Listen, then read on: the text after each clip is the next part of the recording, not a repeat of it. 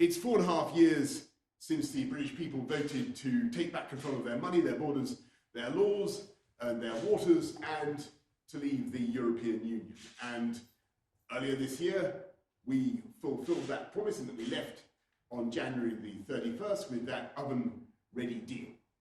Since that time, we've been getting on with our agenda, enacting the points-based immigration system that you voted for and that will come into force on January the 1st, doing free trade deals with 58 countries around the world, and preparing the new relationship with the EU. And there have been plenty of people who have told us that the challenges of the COVID pandemic have made this work impossible, and that we should extend the transition period and incur yet more delay. And I've rejected that approach precisely because beating COVID is our #1 national priority. And I wanted to end any extra uncertainty and to give this country the best possible chance of bouncing back strongly next year. And so I'm very pleased to tell you this afternoon that we have completed the biggest trade deal yet, worth £660 billion a year, a comprehensive Canada-style free trade deal between the UK and the EU, a deal that will protect jobs across this country, a deal that will allow goods, UK goods and components to be sold without tariffs and without quotas in the EU market, a deal which will, if anything, allow our companies and our exporters to do even more business with our European friends, and yet which achieves something that the people of this country instinctively knew was doable, but which they were told was impossible. We've taken back control of our laws and our destiny. We've taken back control of every jot and tittle of our regulation in a way that is complete and unfettered. From January the 1st, we are outside the customs union and outside the single market. British laws will be made solely by the British Parliament, interpreted by UK judges sitting in UK courts, and the jurisdiction of the European Court of Justice will come to an end. We will be able to set our own standards, to innovate in the way that we want, to originate new frameworks for the sectors in which this country leads the world, from biosciences to financial services, artificial intelligence, and beyond.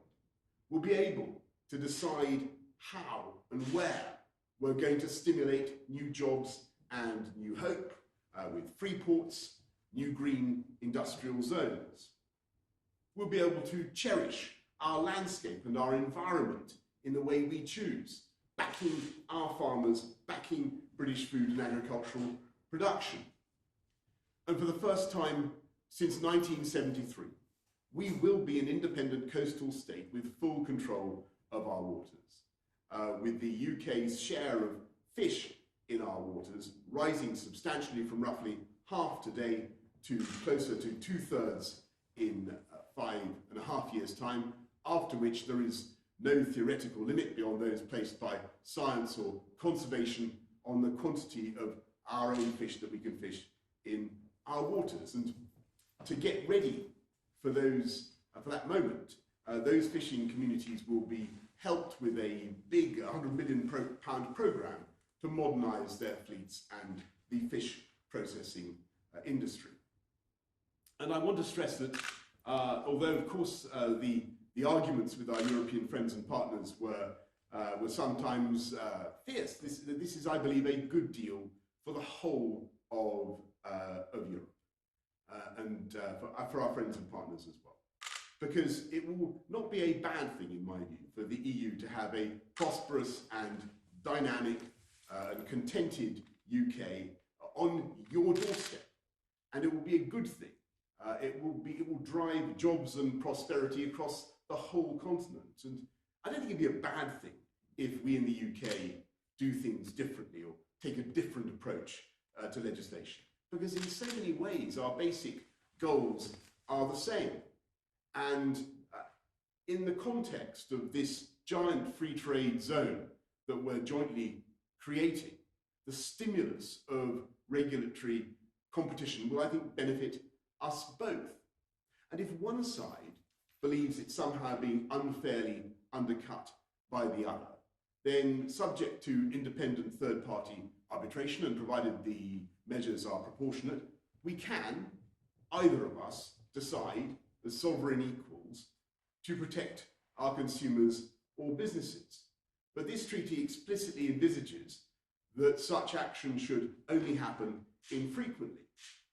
And the concepts of uniformity and harmonisation are banished in favour of mutual respect and mutual recognition and free trade. And for squaring that circle, for finding the philosopher's stone that's enabled us to do this, I want to thank President von der Leyen, Ursula von der Leyen of the European Commission, our brilliant negotiators led by Lord Frost and Michel Barnier on the EU side, as Stephanie Riso, as well as Oliver Lewis, Tim Barrow, Lindsay Appleby, many others. Their work will be available for scrutiny, followed by a parliamentary vote, I hope, on December the 30th. This agreement, this deal, above all, means certainty. It means certainty for the aviation industry and the hauliers who have suffered so much in the COVID pandemic. It means certainty for the police, the border forces, the security services, all those we rely on across Europe to keep us all safe. It means certainty for our scientists who will be able to work together and continue to work together on great collective projects, because although we want in the UK to be a science superpower, we also want to be a collaborative science superpower. And above all, it means certainty for business, from financial services to our world-leading manufacturers, our car industry, a certainty for all those who are working in high-skilled jobs and in firms and factories across the whole country. Because there will be no palisade of tariffs on January the 1st, and there'll be no non-tariff barriers to trade. Instead, there will be a giant free trade zone of which we will at once be a member and at the same time be able to do our own free trade deals as one UK, whole and entire England, Northern Ireland, Scotland, Wales together. And I should stress this deal was done by a huge negotiating team from every part of the UK, and it will benefit every part of our United Kingdom, helping to unite and level up across the country. And so I say again, directly to our EU friends and partners, I think this deal means a new stability and a new certainty in what has sometimes been a fractious and difficult relationship. We will be your friend, your ally, your supporter, and indeed, never let it be forgotten, your number one market.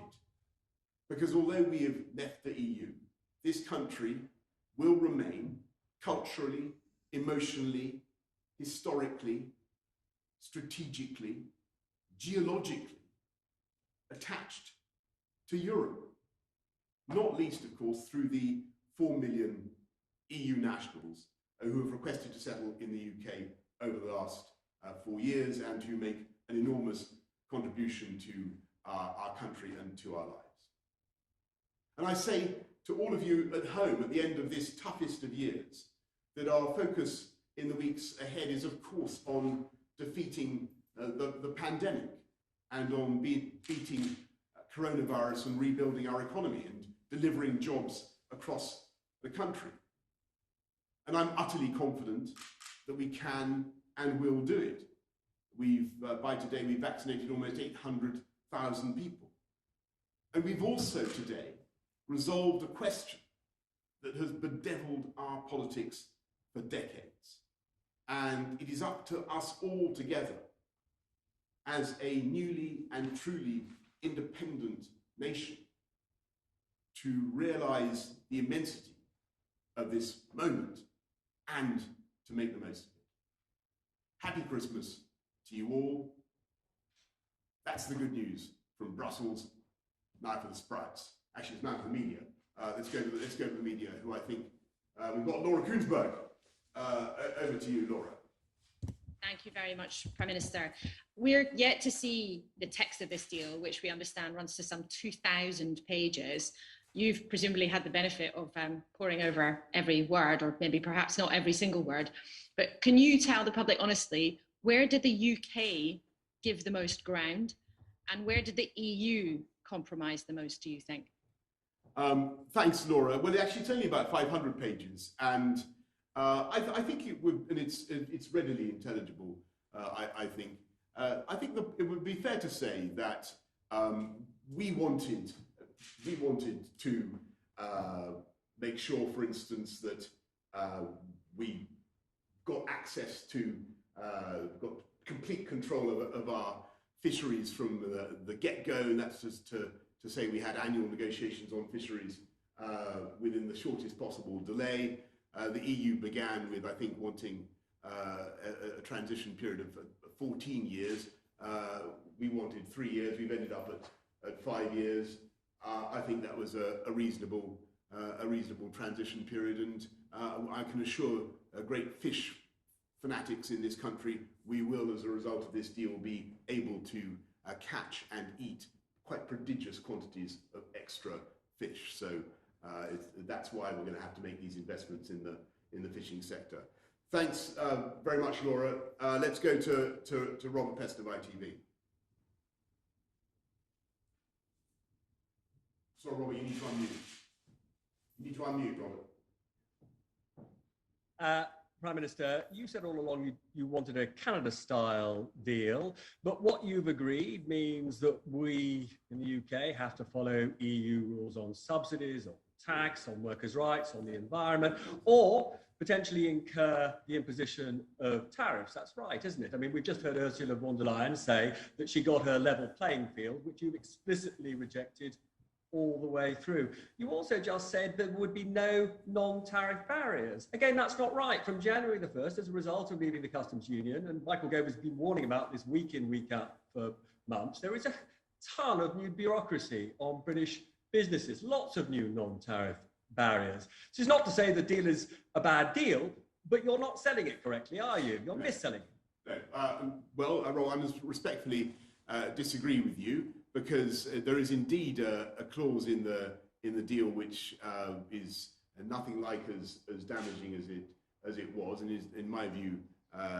neutralised, which says that if either country feel that the other one is in some way undercutting them or dumping in some way, then subject to arbitration, and provided the measure is proportionate, and that, I mean, independent arbitration, not arbitration by the European Court of Justice, but subject to an independent panel, they can, if they really choose, put on tariffs to protect their consumers and their businesses. And to give you an example of the kind of thing where that might occur, for instance, in the UK, we want to go further on animal welfare standards, and it might be that we do things, for instance, on how you rear pigs, banning sire crates and so on, that would incur extra costs for our pig farmers, and it might be that bacon coming from elsewhere from the EU was at risk of undercutters. We might, under those circumstances, consider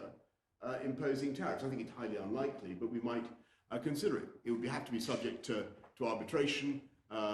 It would have to be proportionate according to the arbitrator, and under no circumstances would we be in any way constrained, legally or otherwise, by anything that the EU did or chose to do themselves, nor, furthermore, would there be any role for the European Court of Justice. And for people at home who zoned out while I've been talking about this, let me tell you, this is a very, very long day's march from where we were a few years ago. You'll remember, Robert, when we were talking about basically having a common rule book with the EU and having dynamic alignment with EU law, so that the UK was forced to keep step. And that has gone from this treaty insofar as the EU wanted it, and there is no role for the European Court of Justice whatever. So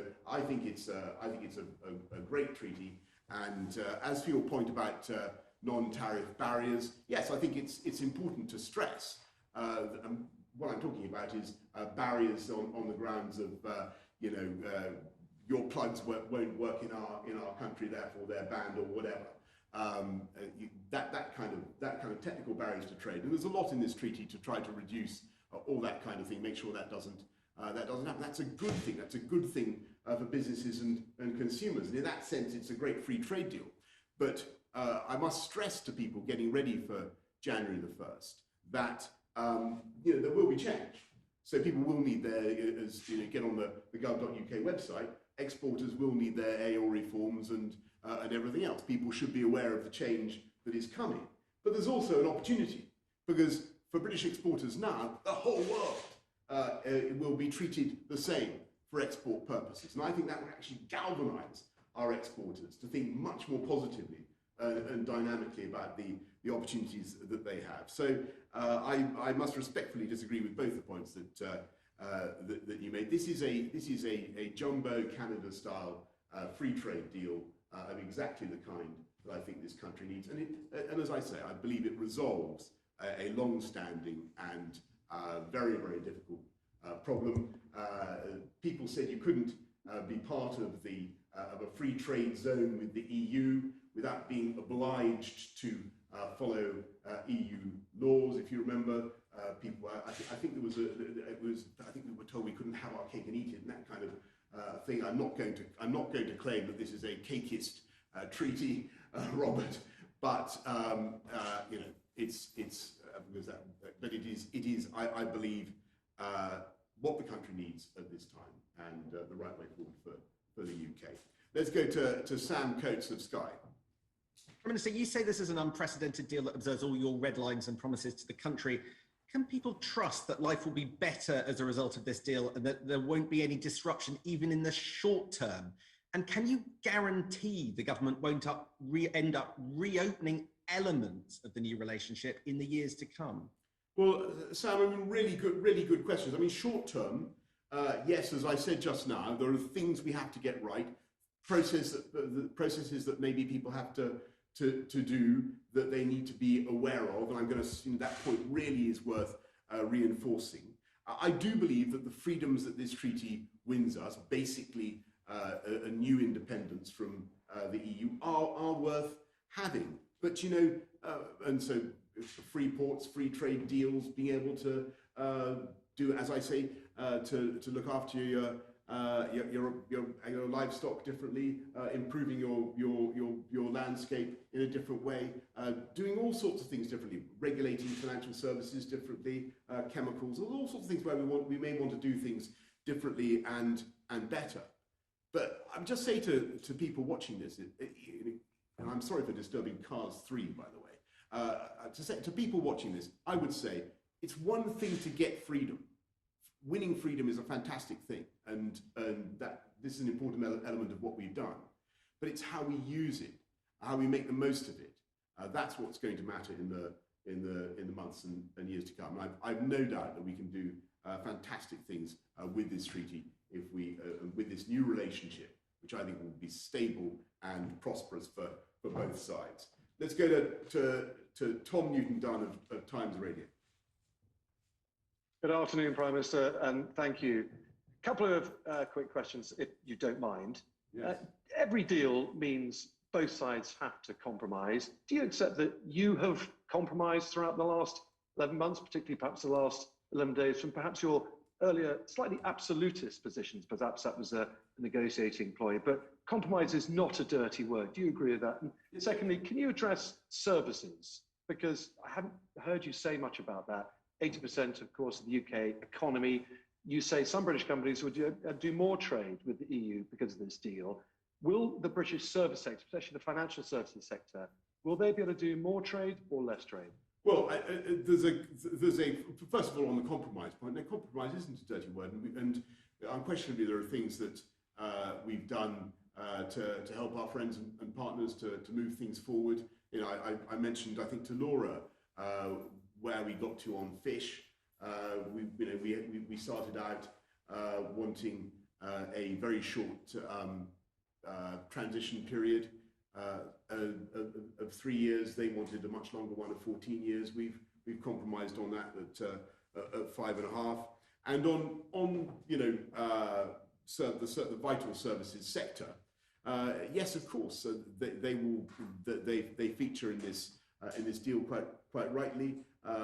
There's some good language about equivalence for financial services. Perhaps not as much as we would have liked, but it is nonetheless going to enable our dynamic City of London to get on and prosper as never before. There's some good stuff about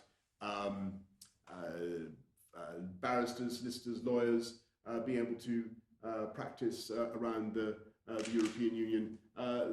We will be able to continue to have massive and growing economic interpenetration without the need for what I've always talked about, this lunar pull of EU law. As I say, this is something that I think can benefit people on both sides of the channel. They're healthy, dynamic, productive, happy, stable relationship. That's what we're aiming for. Let's go to George Parker of the FT. Thank you, Prime Minister. You mentioned the change that will happen at the border in any event on January the 1st. I just wondered if there was anything in this deal where the two sides have agreed to introduce some sort of flexibility at the border to make sure we don't have chaos in Dover and Calais on January the 1st. And a second, more general point, you and I used to be reporters in Brussels, and we've covered the sort of psychodrama of British EU relations for a number of decades. Nigel Farage said today that the war is over. I just wondered if you saw it in those terms. No, I think first of all on the border and measures to there are all sorts of things in the treaty that what you will recognise about trusted trader schemes and special measures on sanitary and phytosanitary recognition and steps to make sure that things flow as smoothly as we possibly can. Though again, I stress that there will be things that people have to do. Look, I mean, the EU was and is an extraordinary concept, and it was born out of the agony of the Second World War, founded by idealistic people in France and Germany and Italy who never wanted those countries to go to war with each other again, and other countries, Belgium, Holland, and others. And in many ways, it was and is a very noble enterprise.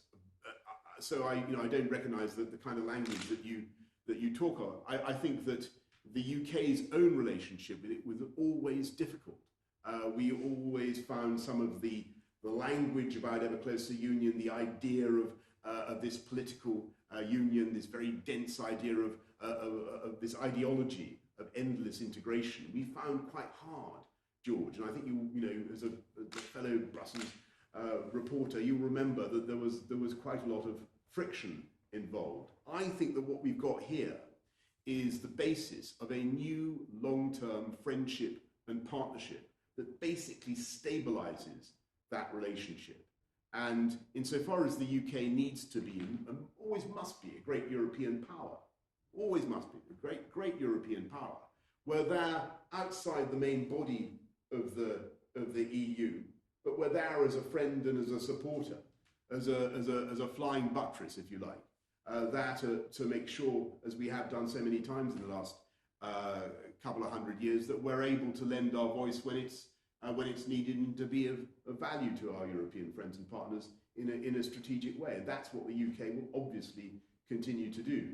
But I think the very dense programme of integration wasn't right for the UK, and that's why it was right to take back control in the way that we have. And I think that this deal expresses what the people of the country voted for in 2016, and I think there was a wisdom in what they decided, and I think that we'll be able to go forward on this basis. Let's go to Gordon Rayner of the Telegraph. Thank you, Prime Minister, and Merry Christmas for tomorrow. Merry Christmas. Could I just ask, probably half the people watching this right now would have voted Remain in the referendum in 2016. Do you have a particular message for them? People today are tweeting that this is a bad deal, that it's not what they wanted. They would rather have stayed in. What's your message to them? And just secondly, could I also ask you, we've had more figures today on COVID. You mentioned COVID earlier. Can you rule out another national lockdown after Christmas? Well, Gordon, thanks. I think my message to everybody on both sides of the divide is of that argument in 2016 is I really think it's now a long time behind us. And I think most people that I talk to, whichever way they were inclined to vote back then, just want it settled and want us to move on. And I think this gives us the platform, the foundation for a really prosperous new relationship. And I would be very excited now by this deal. You know, this European question has been going on for decades, exactly what relationship we should have. This is a great new free trade deal, a trading relationship and partnership that I think will bring prosperity to both sides of the channel. And on coronavirus and the struggle there, obviously we face a very considerable new pressures, particularly from the new variant and the speed with which that's been spreading. We believe that we're going to have to get through this tough period now with, as I've said many times, very tough restrictions, with tough tiering, and you'll have seen what's been announced over the last day or so about that. And much as I regret that, I do think it is necessary for us to grip this virus now, to stop it running out of control in January, because we need to buy ourselves time to get the vaccine into as many arms of the elderly and vulnerable as we can.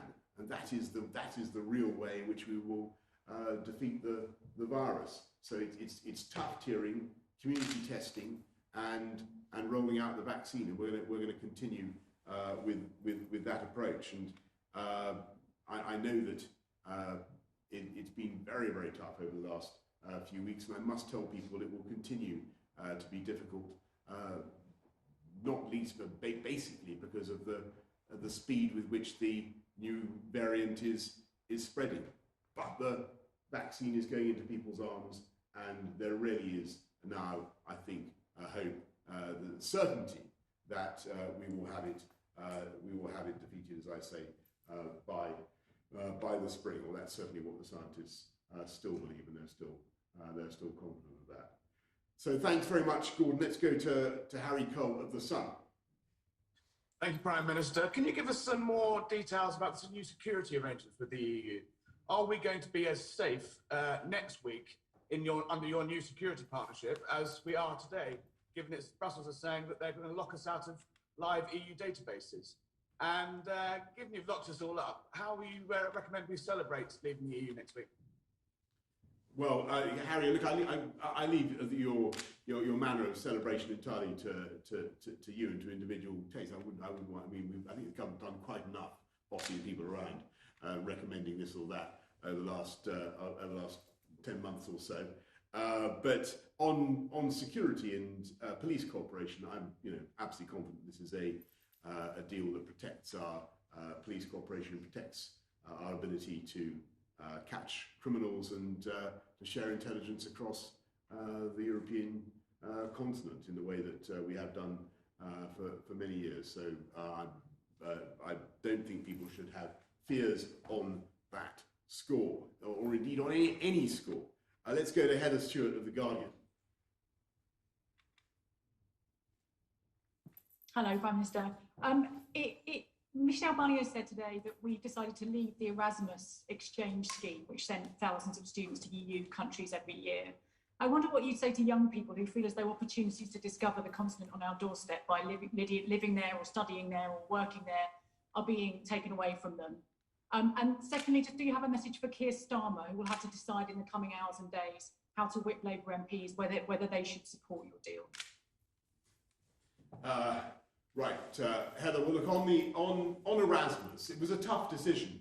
The issue really was that as you know, the UK is a massive net contributor to the continent's higher education economy, because over the last decades we've had so many EU nationals, which it's been a wonderful thing, but our arrangements basically mean that financially the UK exchequer more or less loses out on the deal. Erasmus was also extremely expensive. So what we're doing is producing a UK scheme for students to go around the world, and it'll be called the Turing scheme, and it will so students will have the opportunity to, no, not for Alan Turing, so the students will have the opportunity not just to go to European universities, but to go to the best universities in the world, because we want our young people to experience the immense intellectual stimulation of Europe, but also of the whole world. And as for,